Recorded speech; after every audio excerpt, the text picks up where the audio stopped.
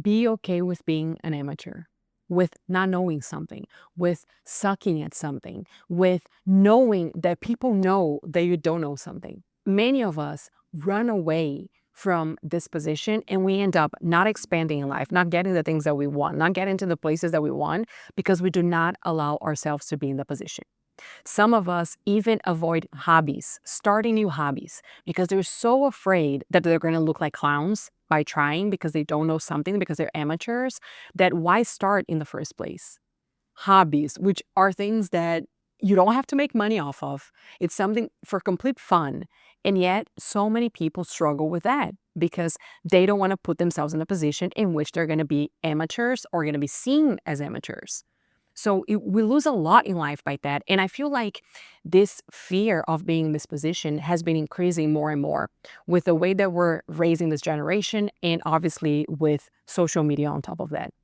It's funny because we have this platform that makes everyone want to share their lives and post. So we have a generation that heavily uses social media, but at the same time, a generation that creates private profiles so they can be themselves because they're so scared of showing who they are and making mistakes and not knowing and being amateurs in the public eye. They're so afraid of being canceled that they don't even bother, right? They create these guardrails to their image because they're so afraid of making mistakes, of not being right, of being amateurs. The people that you admire, the professionals, the whatever, they were once amateurs.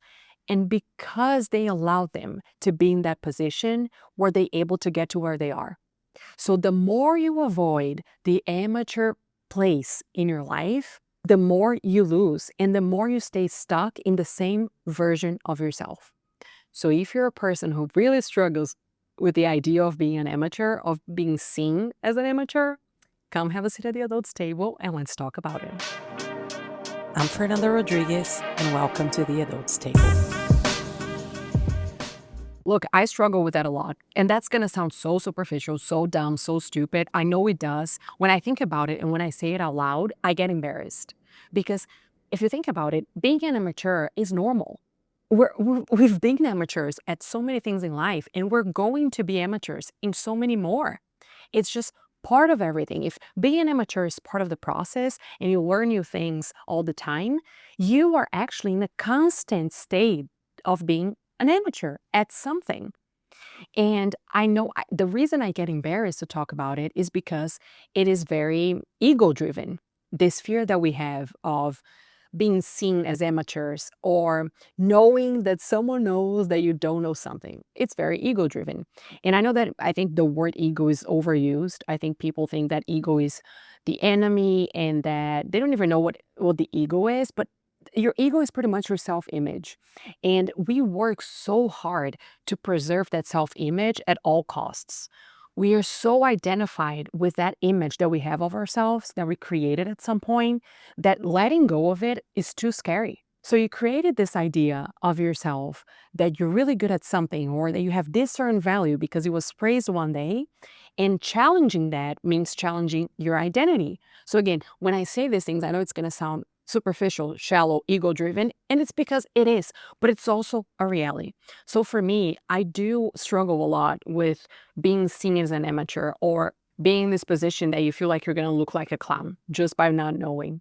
And it's something that I actively work on because I know that it's part of any process that we want to go through. It's part of growing, it's part of expanding, it's part of life. What's really interesting about the fear of being seen as an amateur is that it expresses itself in a variety of ways. And I want to mention this because it is very obvious when, for example, you want to go try a hobby or try something new and you say, sorry, I got distracted. I just see a ladybug in my window. Completely lost my train of thought. Okay, I remember. So it's very obvious when you want to do something, you want to try something new, a hobby or something, and then you get consumed by shame and by fear because you know that you don't want to look stupid. That's very obvious. It's a very obvious way in which that fear expresses itself. Now, it's different when it's other areas of your life that you might not be as conscious of. I'll give you an example. Sometimes we don't want to do something because of that fear, but we don't pinpoint that fear. We don't acknowledge that that's what it is. We belittle or diminish the importance of what we want to do. You say, like, I want to start creating content. Let's use a very simple example. You say, I want to start creating content.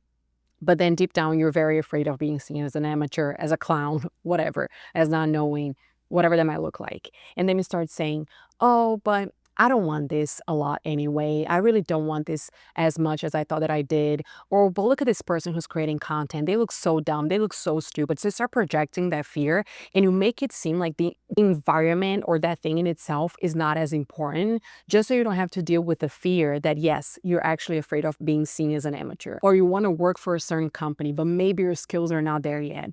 So instead of putting yourself in that position, getting feedback from people to guide you on what you have to work on, being in that position might be too painful for you because you cannot stand the fact that you're not great at something. So instead of putting yourself in the position that you would have to put yourself through in order to get there, you push that away. You say, I don't want that as much. Those people are this, those people are that. So you start complaining about that one thing that deep down that you want, just to convince yourself that it's not that important, so you don't have to face your fear of being an amateur. So we have to become very aware of these little projections that happen on a daily basis in which we're being actually controlled by that fear of being seen as an amateur. I think that fear is very common and it comes from a variety of places. I believe for us to kind of tackle this, we have to understand first and foremost our need, and I briefly talked about this in the beginning, but our need to preserve our self-image. We create a certain image of ourselves that come from different aspects of when we're growing up. One of them being the things that we were praised for and that made us think that is our value. So you did something growing up, you did something as a child, your mom, your dad said, yay, you're amazing, look how awesome you are. The people around you, your environment, your school, whatever. They reacted to things that you did or knew in a certain way, and you build your identity on top of that. So if they're praising me for that, it means that I'm really good. I'm really good at this. I'm really good at that. It means that to be Fernanda means to be this.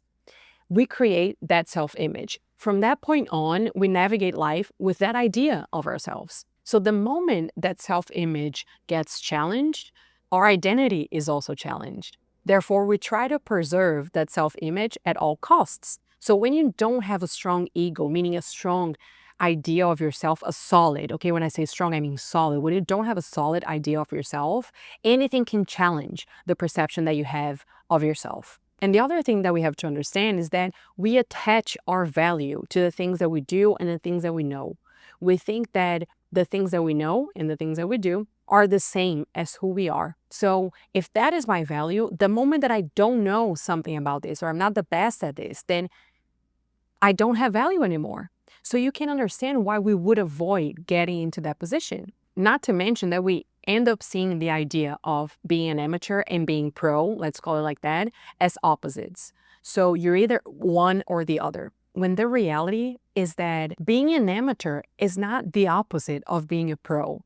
Being an amateur is a stage of becoming a pro. And even when you're pro, quote unquote, you're still going to be an amateur because the bar raises. We have to stop seeing those things as opposites.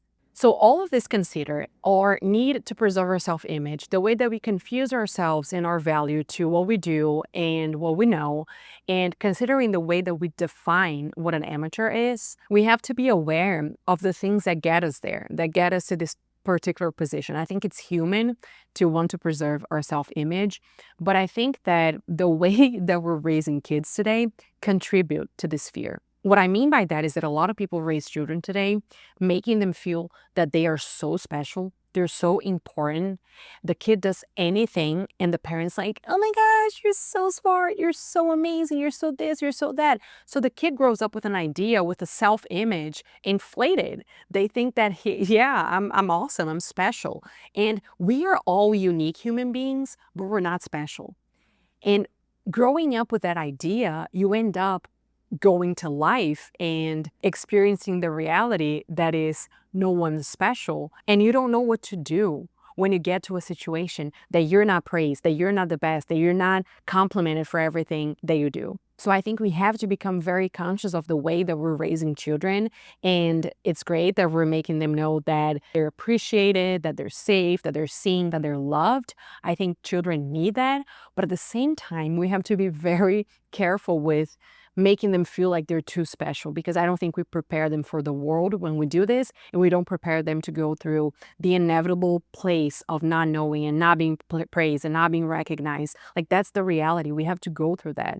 There are going to be things that you're going to do that, yeah, you're not going to be the best at.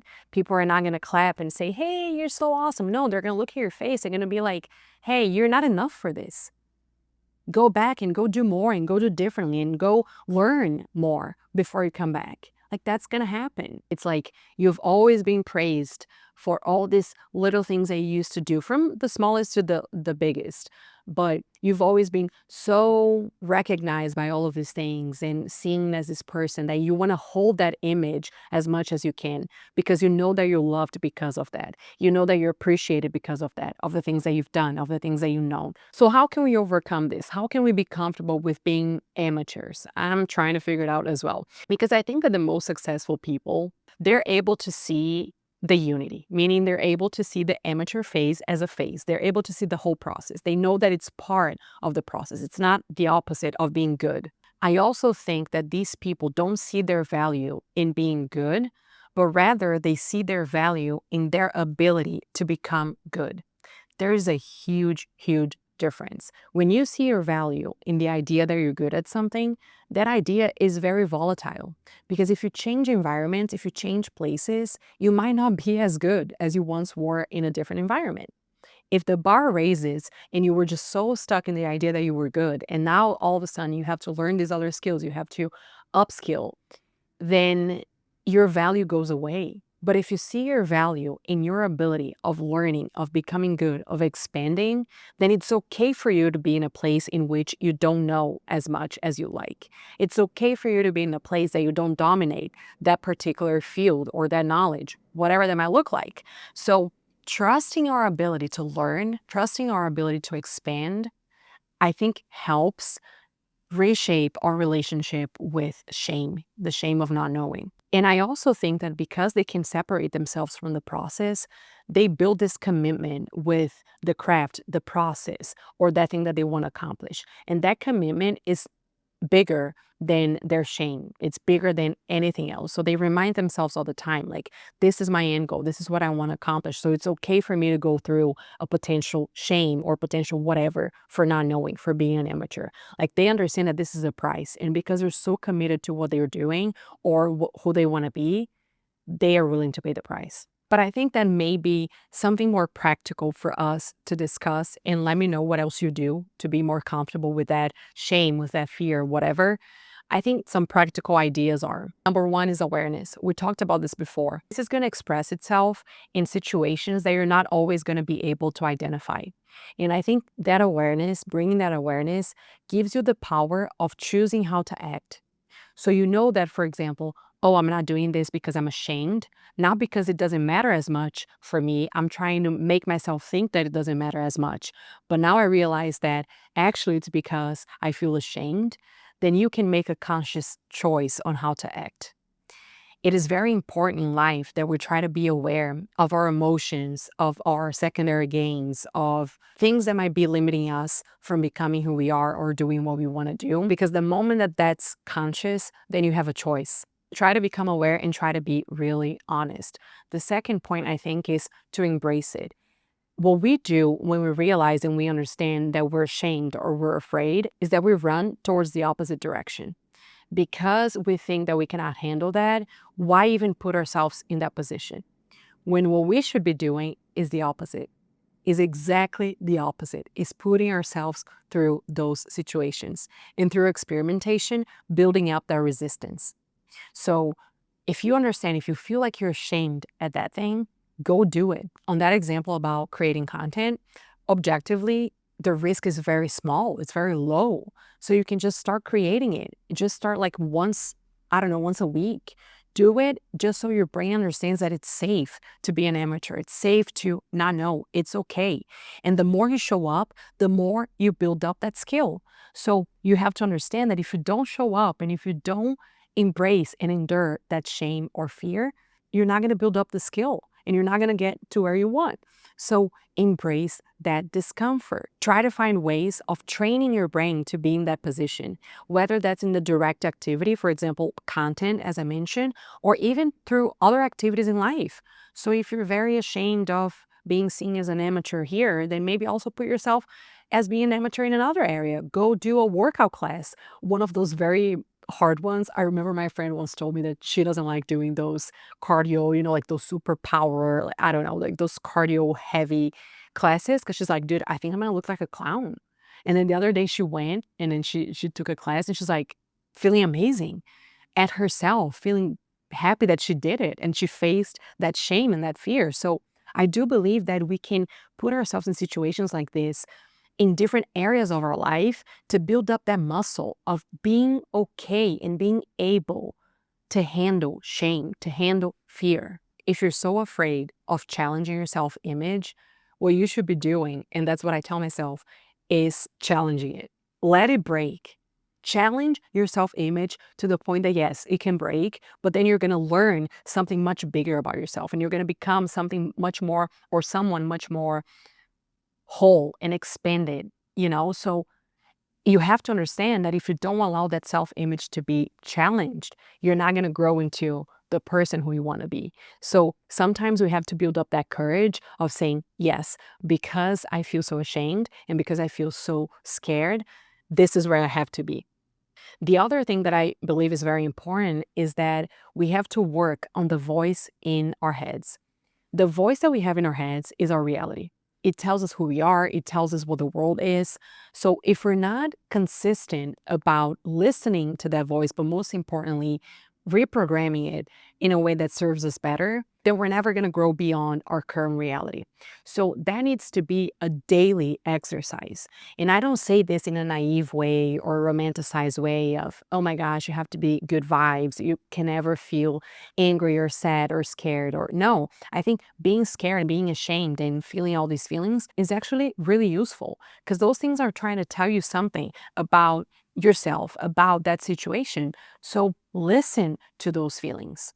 But at the same time, take time and dedicate some space for working on that voice in your head and processing those emotions. We try to run away from emotions that make us feel a certain way when we should actually be creating space for them to exist and sit down with that emotion. I know it's uncomfortable, I know it's hard, but the more you allow it to exist and you make peace with it, the easier it is to deal with it.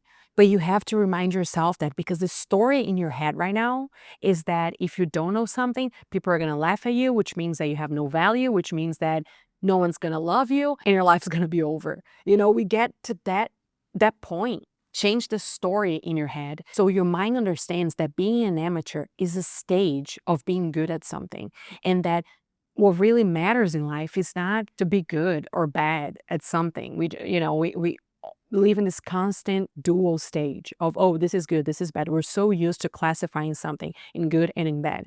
When in reality, you should be proud and you should be happy with your ability of developing yourself. That's what really matters. So reprogram that in your mind. And going back to my previous point about facing those things that you fear and actually seeking opportunities and moments that make you go through that, you can start with very small actions.